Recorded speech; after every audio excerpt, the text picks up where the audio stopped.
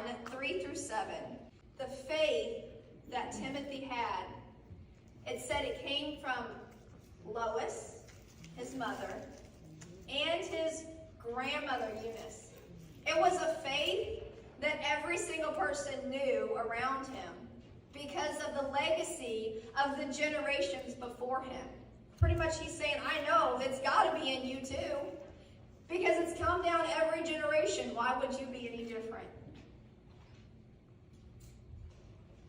There is a legacy that we are passing down to our children.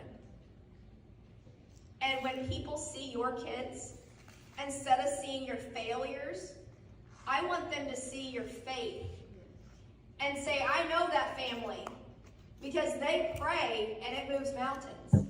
I know that family because they've been through a lot, but their faith, they stand on faith because they've seen him move the mountains. They know what God can do. I want that legacy.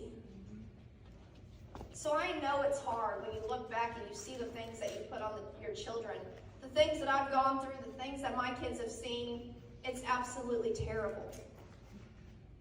But there's a scripture in Genesis that gives me hope. It says, what you meant for evil against me, God used for good to save many. Not just good, but to save many. Every generation underneath us is going to be saved. Because everything we did wrong, God can use it.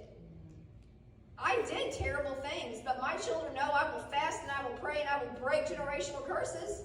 They know I'm going to do the hard stuff. They know I'm going to stand when I don't want to stand. They know that when life is hard and I'm depressed and I don't want to get out of bed and my husband has to go turn the shower on and like grab my hand and be like, seriously, you got to get in the shower. You have to live a life. They know that I'm going to praise him in the shower until the water's cold, and I know that God is God, and I come out singing worship songs. They know it. I may go into the shower a little depressed, but I don't come out. I come out worshiping because I'm going to stay in there until it's gone.